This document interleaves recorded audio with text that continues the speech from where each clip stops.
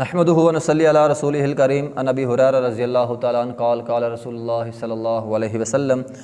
صلاۃ الرجل فی جماعۃ تزید علی صلاتہ فی سوقہ و بیتہ بضع وعشرین درجۃ۔ نبی علیہ الصلوۃ والسلام نے فرمایا ایک آدمی دکان میں یا گھر میں نماز پڑھتا ہے اور دوسرا آدمی مسجد میں نماز پڑھتا ہے تو مسجد میں نماز پڑھنے والا 20 سے زیادہ درجے اس سے ملیں گے۔ ایک حدیث کے اندر 25 کے الفاظ بھی ہیں، ایک حدیث میں 27 کے الفاظ بھی ہیں، یعنی 27 درجے تک اس کو جماعت کے ساتھ نماز پڑھنے کا ثواب ملتا ہے۔ وذالک، اور یہ ان احدہم اذا توضأ فاحسن الوضوء، کہ انسان ایک تو اچھا وضو کرے، ثم اتى المسجد، پھر وہ مسجد میں آئے، لا یرید الا الصلاۃ، مسجد میں صرف نماز پڑھنے کے ارادے سے آئے، لا ینہضہ الا الصلاۃ، ایک لا یرید کے الفاظ ہیں، ایک لا ینہضہ، یعنی اسے جو مسجد میں چیز لانے والی ہے وہ صرف نماز ہی ہے، نماز ہی اسے کھینچ کر مسجد میں لا رہی ہے۔ تو نبی علیہ الصلوۃ والسلام نے فرمایا لم یخطو خطوۃ الا رفع لہ بہا درجۃ وحط عنہ بہا خطیۃ۔ نبی علیہ الصلوۃ والسلام نے فرمایا اس کے ہر قدم کے بدلے اس کا ایک درجہ بلند ہوگا اور ایک گناہ اس کا معاف ہوگا۔ اور اسی طرح فرمایا حتیٰ یدخل المسجد، حتیٰ کہ وہ مسجد میں داخل ہو جائے گا۔ فَإِذَا دَخَلَ الْمَسْجِدَ كَانَ فِي الصَّلَاةِ، جیسے ہی وہ مسجد میں داخل ہوا، نماز کی نیت سے وضو کر کے گھر سے آیا، نماز کی نیت سے مسجد میں داخل ہوا، جیسے ہی وہ مسجد میں داخل ہوا وہ اس کا عرصہ جو ہے مسجد میں داخل ہونے کے ساتھ ہی وہ اس کی ساری نماز شمار ہوگی۔ نبی علیہ الصلوۃ والسلام نے فرمایا کان فی الصلاۃ، وہ ایسے ہی ہے جیسے وہ نماز میں ہے۔ ما کانت الصلاۃ ہی تحبسہ، جب تک نماز ہی کی وجہ سے وہ مسجد میں رکا رہے۔ ایک آدمی مسجد میں آیا نماز کی نیت سے، جتنی دیر تک نماز کی نیت سے وہ مسجد میں بیٹھا رہا، ایک تو ہے نا کسی کا انتظار کرنے کے لیے بیٹھ گیا یا کسی اور وجہ سے بیٹھ گیا تو یہ تو الگ بات ہے، لیکن اس کی نیت یہ ہے کہ میں نماز کے لیے آیا ہوں، نماز ہی کی وجہ سے وہ مسجد میں بیٹھا رہا، ذکر و اذکار کرتا رہا، یا پھر اگلی نماز کے انتظار میں اس لیے مسجد میں بیٹھا ہے کہ میں اگلی نماز پڑھ کے ہی جاؤں گا،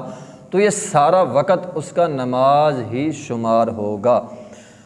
اور اسی نبی علیہ الصلوۃ والسلام نے فرمایا والملائکۃ یصلون علی احدکم ما دام فی مجلسہ الذی صلی فیہ،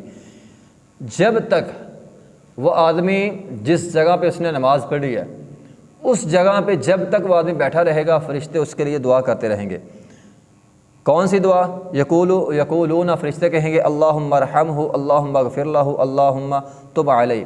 اے اللہ اس پر رحم فرما، اس کے گناہ معاف فرما، اس کی توبہ قبول فرما۔ کب تک؟ ایک تو جب تک اپنی جگہ پہ بیٹھا رہے گا، دوسرا ما لم یؤذی فیہ، جب تک کسی کو وہ تکلیف نہ دے، یا ما لم یحدث فیہ، یا وہ بے وضو نہ ہو جائے۔ ان تین کاموں میں سے اگر کوئی ایک کام کر لیتا ہے پھر وہ فرشتے دعا کرنی چھوڑ دیتے ہیں۔ جگہ بدلنا، اپنی جگہ سے اٹھ گیا، یا پھر جو ہے وہ کسی کو نقصان پہنچاتا ہے، یا پھر اس کا جو ہے وہ بے وضو ہو جاتا ہے، ان تین کاموں میں سے ایک کام ہو جائے گا تو فرشتے دعا کرنی چھوڑ دیں گے، ورنہ جب تک وہ اپنی جگہ پہ جہاں اس نے نماز پڑھی تھی وہاں پہ بیٹھا رہے گا فرشتے اس کے لیے دعا کرتے رہیں گے۔ ہمارے ہاں بعض اوقات یہ ہوتا ہے کہ جب جماعت کے ساتھ نماز پڑھتے ہیں نا تو لوگ صف جب سلام پھرتی ہے، چونکہ صف تنگ ہوتی ہے، ہر آدمی نے کھل کر بیٹھنا ہوتا ہے، تو بعض لوگ پچھلی صف میں ہو جاتے ہیں،